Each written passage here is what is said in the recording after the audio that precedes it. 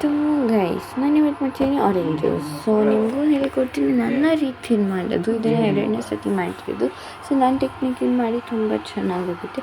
So first ಆರೆಂಜ್ನ ಈ ಥರ white skin ಇರ್ತಾ ಅದನ್ನು ತಕ್ಕೊಬಿಟ್ಟೆ, ಮತ್ತು ಆರೆಂಜ್ ಸ್ಕಿನ್ ಅದು ತಕ್ಕೊಬಿಟ್ಟೆ. ಸೊ ಈಗ ಅದನ್ನು ಈ ಥರ ನಿಧಾನಕ್ಕೆ ತೆಗಿತಿದ್ದೀನಿ. ಮತ್ತು ಇನ್ನೊಂದು ಹೆಂಗಂದ್ರೆ ತುಂಬ ದಿನ ಆಮೇಲೆ ಶೂಟ್ ಮಾಡ್ತೀನಿ. ಆಲ್ರೆಡಿ 2 ವೀಡಿಯೋಸ್ ಹಾಕಿದ್ದೀನಿ. ಎಕ್ಸಾಮ್ಸ್ ನಡೀತಿದ್ದು ನಾವು ಓದ್ಕೋತಾನು ಮಾಡ್ತಿದ್ದಾರೆ, ಒಂದು ಅಕ್ಷರ ಓದಲಿಲ್ಲ ಮಾಡುವಾಗ.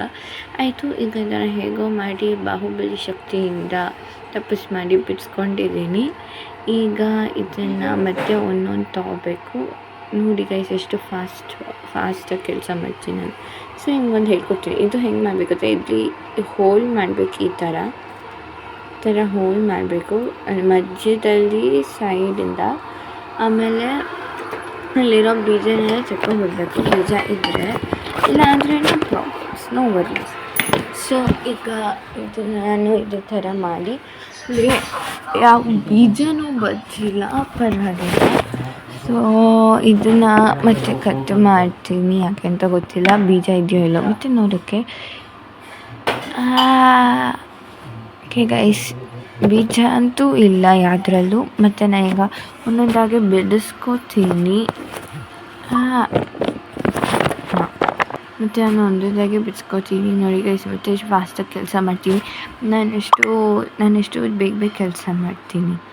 ಸೊ ಅದು ಆರೆಂಜ್ ಪೀಲ್ನ ನಾನು ಡೆಕೋರೇಷನ್ಗೆ ಇಟ್ಕೊಳ್ಳೋಣ ಅಂದ್ಕೊಂಡೆ ಇರುತ್ತೆ, ಆಮೇಲೆ ಬಿಸಾಕ್ಬಿಟ್ರೆ ಅದನ್ನು ಏನು ಮಾಡೋಕ್ಕಾಗಲ್ಲ.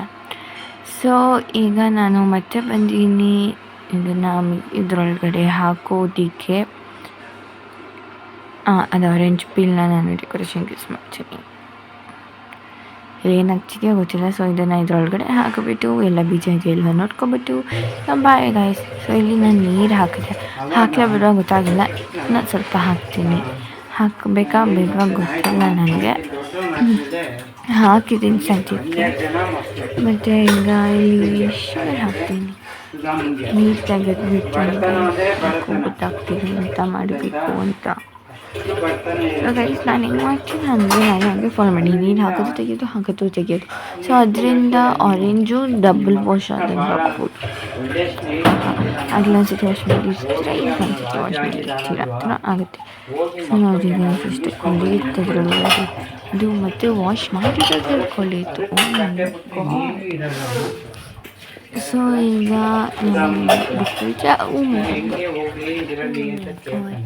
ಗೈಸ್ ಬ್ಯಾಕ್ಗ್ರೌಂಡ್ ವಾಯ್ಸ್ನ ಇಗ್ನೋರ್ ಮಾಡಿ, ಸ್ವಲ್ಪ ಜಾಸ್ತಿ ಬಂದ್ಬಿಟ್ಟು. ಮತ್ತು ಈಗ ಇಲ್ಲಿ ನಾನು ನೀರು ಹಾಕಿ ತೆಗೆದು ಮಾಡ್ತೀನಿ. ನೀವು ಈ ಪ್ರೊಸೆಸ್ ಇಲ್ಲಿಂದ ಆರೆಂಜ್ ಡಬಲ್ ಟು 4/5 ಏನೇನೋ ವಾಶ್ ಆಗುತ್ತೆ, ಚಾಕ್ಲೇಟ್ಸ್ ವಾಶ್ ಆಗುತ್ತೆ.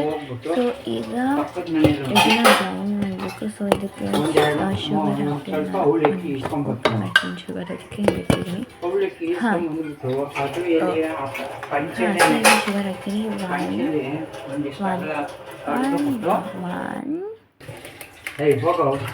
ಒಂದು ಸ್ಕೂಪ್ ಸಾಕು, ನನಗೆ ಜಾಸ್ತಿ ಸ್ವೀಟ್ ಆಗೋಲ್ಲ. ಸೊ ಆಮೇಲೆ ಇದನ್ನು ಮೈ ಗಾಡ್ ಸ್ಟ್ರೈನ್ ಮಾಡಬೇಕು. ಅದಕ್ಕೂ ಮುಂಚೆ ಸ್ಟ್ರೈನ್ ಮಾಡಬೇಡಿ, ಅದು ಸ್ಟ್ರೈನ್ ಮಾಡಾದ್ಮೇಲೆ ಅದಕ್ಕೆ ಸಕ್ಕರೆ ಹಾಕಬೇಕು. ಆಮೇಲೆ ಅದನ್ನು ಮಿಕ್ಸ್ ಮಾಡಬೇಕು. ಸಕ್ಕರೆ ಎಲ್ಲ ಡಿಸಾಲ್ವ್ ಆಗೋವರೆಗೂ ಕಾಯಬೇಕು.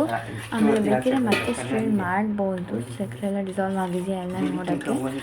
ಆಗಿಲ್ಲ ಸ್ವಲ್ಪ ಇದ್ದು ಪರವಾಗಿಲ್ಲ, ಅದನ್ನು ನೀವು ಎಲ್ಲರೂ ಎಸ್ಬಿಡಿ, ಇಲ್ಲ ಏನಾದರೂ ಯೂಸ್ ಮಾಡ್ಕೊಳ್ಳಿ. ಆಮೇಲೆ ಅದನ್ನು ಮತ್ತೆ ಸ್ಟ್ರೈನ್ ಮಾಡಿಕೊಂಡು ಲೋಟಕ್ಕೆ ಹಾಕ್ಕೊಂಡು ಎಂಜಾಯ್. ಸೊ ಈ ರೆಸಿಪಿ ನಿಮಗೆ ಇಷ್ಟ ಆದರೆ ಲೈಕ್, ಶೇರ್, ಸಬ್ಸ್ಕ್ರೈಬ್